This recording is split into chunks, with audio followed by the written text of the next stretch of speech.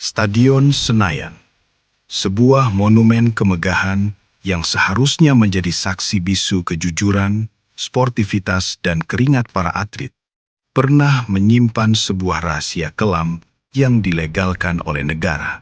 Di balik gemuruh sorak-sorai penonton sepak bola tahun 1980-an, terdapat sebuah mekanisme yang secara sistematis menguras kantong rakyat jelata demi dalih pembangunan. Itulah era di mana sepak bola bukan lagi sekadar permainan 11 melawan 11, melainkan sebuah roda keberuntungan yang diputar untuk membiayai ambisi penguasa. Kontradiksi ini begitu tajam. Olahraga yang secara filosofis merupakan bentuk kompetisi yang jujur dan adil, justru dijadikan bumbu untuk melegitimasi praktik taruhan massal. Atas nama dana sosial dan biaya pembinaan olahraga, pemerintah Orde Baru membungkus perjudian dengan narasi patriotisme. Sebuah narasi yang menyulap perjudian yang haram menjadi sumbangan yang dianggap mulia, namun pada kenyataannya menghancurkan fondasi moral dan ekonomi masyarakat kelas bawah. Itulah kupon Porkas. Di stadion itu, sepak bola bukan lagi sekadar pesta keringat dan sportivitas. Ia telah bermutasi menjadi mesin lotre raksasa. Bagi para elit penguasa, ini adalah solusi cerdas untuk membiayai ambisi olahraga nasional. Namun bagi seorang buruh pabrik yang menyisihkan uang makannya demi menebak skor, ini adalah awal dari kehancuran yang dilegalkan. Inilah ironi terbesar Orde Baru, membangun mercusuar prestasi di atas puing-puing ekonomi rakyat kecil.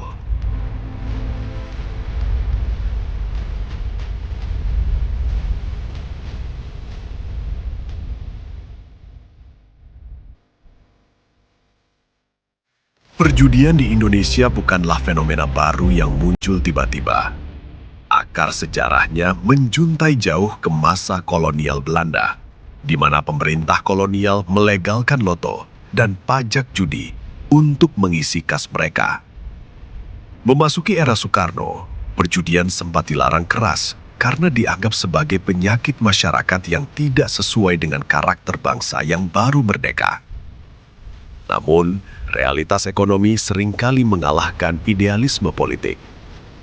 Pasca 1965, ketika tampuk kekuasaan beralih ke tangan Jenderal Soeharto, Indonesia menghadapi kondisi ekonomi yang luluh lantak. Inflasi yang meroket dan kas negara yang hampir kosong memaksa rezim Orde Baru mencari sumber pendapatan alternatif yang cepat dan masif. Meskipun pembangunan dicanangkan sebagai panglima, modal untuk membangun infrastruktur dan fasilitas publik tidaklah mudah. Disinilah sifat pragmatis Orde Baru mulai terlihat. Mereka melihat bahwa hasrat rakyat untuk bertarung adalah tambang emas yang belum terjamah. Dari sinilah gagasan untuk mengemas judi ke dalam bungkus sumbangan mulai digodok di lorong-lorong gelap kekuasaan. Pembangunan adalah harga mati untuk melegitimasi kekuasaan. Infrastruktur harus dibangun, stadion harus berdiri, dan atlet harus berprestasi. Masalahnya satu, uangnya tidak ada.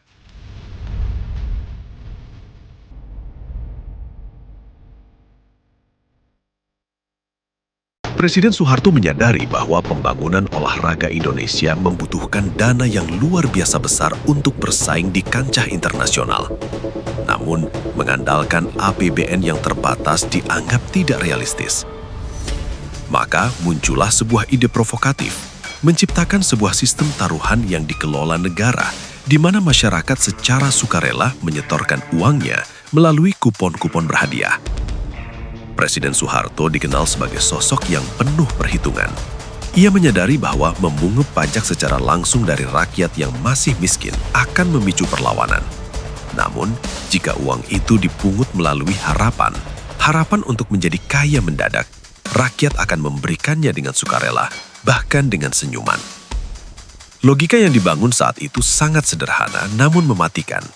Jika rakyat senang berjudi secara ilegal, mengapa tidak kita legalkan saja agar hasilnya bisa kembali ke rakyat dalam bentuk pembangunan stadion dan prestasi atlet? Dengan restu dari puncak kekuasaan, dimulailah upaya untuk merumuskan sebuah permainan taruhan yang memiliki wajah sosial dan edukatif. Soeharto menginginkan sebuah wadah yang mampu mengumpulkan dana masyarakat secara masif untuk mendanai sektor non-budgeter, terutama pembangunan fasilitas olahraga yang saat itu dianggap sebagai simbol kebanggaan nasional di mata dunia. Logika yang dipakai saat itu sangat dingin. Daripada uang judi lari ke bandar gelap, lebih baik dikelola negara untuk membangun stadion. Sebuah logika yang mengabaikan fakta sederhana bahwa negara dalam hal ini baru saja mengangkat dirinya sendiri sebagai bandar terbesar. Untuk memastikan rencana ini berjalan profesional dan tidak terlihat seperti judi kasar, Soeharto mengutus Menteri Sosial saat itu Minta Reja ke Inggris selama 2 tahun. Misi utamanya bukan untuk mempelajari kesejahteraan sosial dalam arti luas, melainkan melakukan studi banding mendalam mengenai sistem undian berhadiah di negara maju. Inggris dipilih karena dianggap sukses mengelola football pools, sebuah sistem taruhan sepak bola yang mampu menyumbang dana besar bagi negara tanpa menimbulkan gejolak sosial yang berarti. Sang menteri pulang dengan membawa konsep yang kemudian dimodifikasi menjadi Porkas, atau Pekan Olahraga Ketangkasan. Pemerintah berusaha keras meyakinkan publik bahwa Porkas bukanlah judi, melainkan tebakan hasil pertandingan yang memerlukan analisis ketangkasan, bukan sekedar keberuntungan. Penggunaan kata ketangkasan sangat krusial. Itu adalah tameng semantik untuk menghindari tuduhan judi, sebuah eufemisme yang dirancang untuk meredam kritik dari kalangan agamawan dan moralis.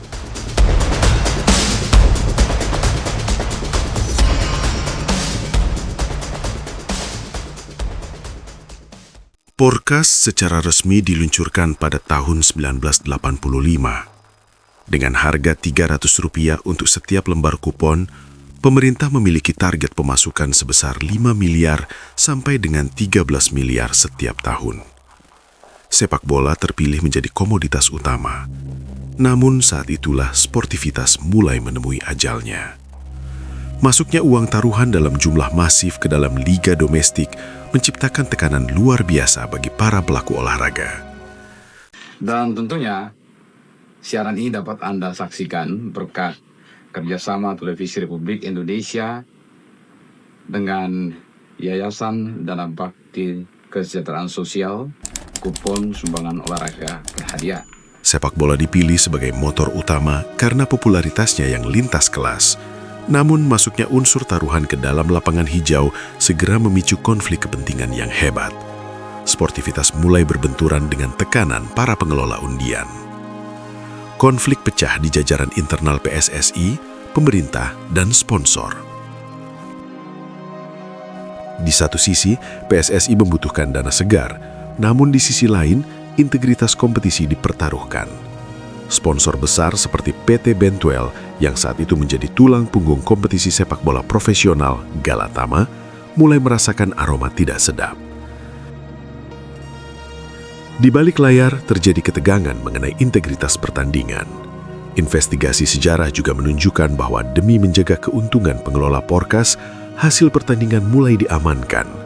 Jika sebuah hasil pertandingan dianggap bisa merugikan bandar karena terlalu banyak orang yang menebak benar, maka intervensi dilakukan. Wasit disuap, pemain diancam, dan skor akhir diatur sebelum peluit pertama dibunyikan. Inilah titik nol lahirnya mafia sepak bola di Indonesia, di mana skor akhir tidak lagi ditentukan oleh strategi pelatih, melainkan kepentingan bandar yang dilegalkan negara. Lapangan hijau berubah menjadi panggung sandiwara, di mana para atlet hanyalah pion dalam papan catur taruhan negara.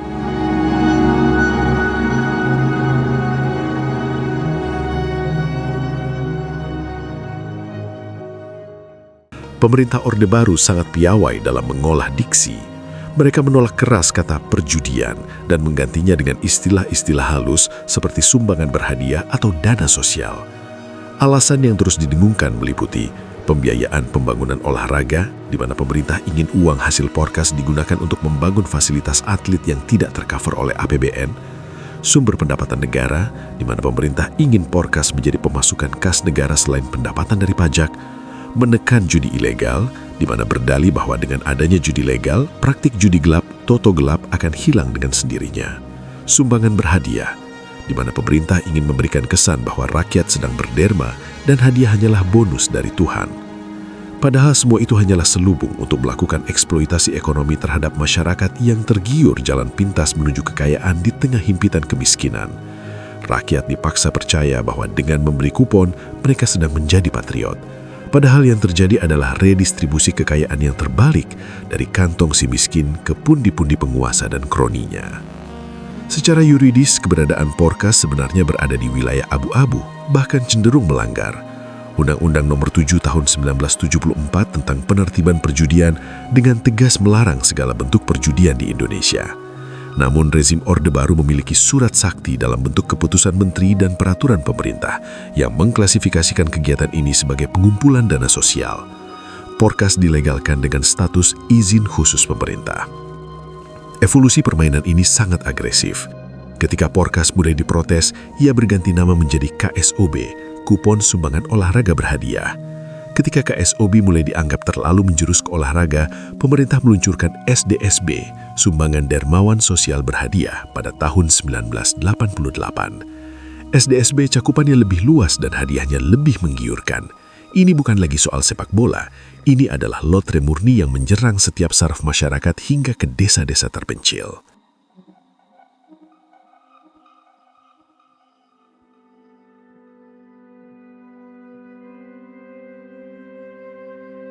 Di balik gemerlap hadiah SDSB, terjadi pembusukan sistematis. Porkas dan SDSB meninggalkan luka menganga di masyarakat bawah. Dana yang terkumpul, yang katanya untuk olahraga dan sosial, menjadi bancakan para elit.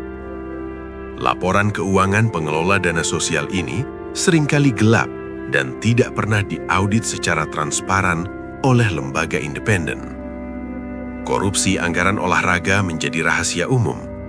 Stadion yang dibangun seringkali berkualitas rendah, sementara pejabat pengelolanya hidup mewah. Dana yang terkumpul seringkali tidak sampai ke atlet, melainkan menguap di kantong para pejabat pengelola. Namun, dampak yang paling mengerikan adalah pada masyarakat ekonomi menengah ke bawah. Porkas dan SDSB menciptakan kecanduan massal, kehancuran ekonomi rumah tangga. Seorang kepala keluarga yang hanya berpenghasilan pas-pasan rela memotong anggaran belanja dapur demi membeli kupon. Akibat judi legal ini memicu perceraian dan kekerasan dalam rumah tangga. Tafsir mimpi dan gangguan mental.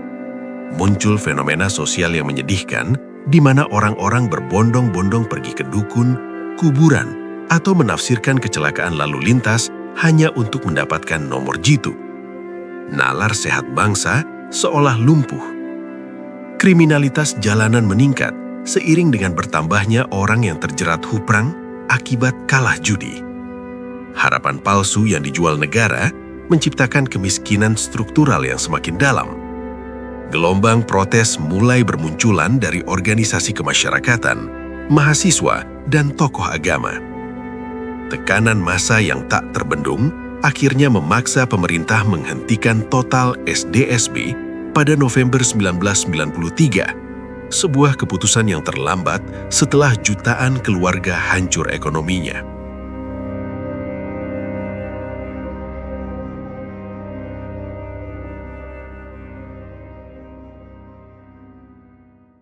Kisah Porkas, KSOB, dan SDSB adalah catatan hitam dalam sejarah pembangunan Indonesia. Ini adalah bukti nyata bagaimana sebuah kekuatan politik dan ekonomi mampu menjustifikasi praktik yang merusak moral demi alasan pragmatis. Olahraga yang seharusnya menjadi alat pemersatu dan pembentuk karakter bangsa sempat dikooptasi menjadi mesin penguras harta rakyat miskin. Perjudian legal era Orde Baru mengajarkan kita satu hal pahit, bahwa pembangunan fisik yang megah tidak akan pernah sebanding jika dibangun di atas reruntuhan kesejahteraan dan moralitas rakyatnya sendiri. Pembangunan sejati seharusnya memanusiakan manusia, bukan menjadikannya subjek taruhan dalam meja judi kekuasaan. Pemerintah saat itu gagal memahami bahwa pembangunan fisik, betapapun megahnya stadion yang berdiri, tidak akan pernah bisa menggantikan kerusakan moral dan kemiskinan struktural yang diakibatkannya. Perjudian legal ini telah meninggalkan luka dalam satu generasi. Sebuah memori kolektif tentang bagaimana olahraga yang suci pernah dikotori oleh syahwat kekuasaan. Hari ini, saat kita melihat kemegahan fasilitas olahraga kita harus bertanya, apakah ada tetes air mata rakyat miskin di balik semen dan betonnya? Sejarah Porkas adalah cermin retak bagi bangsa ini, agar jangan pernah lagi menggadaikan nasib rakyat demi keuntungan finansial sesaat yang dibungkus dengan eufemisme sumbangan.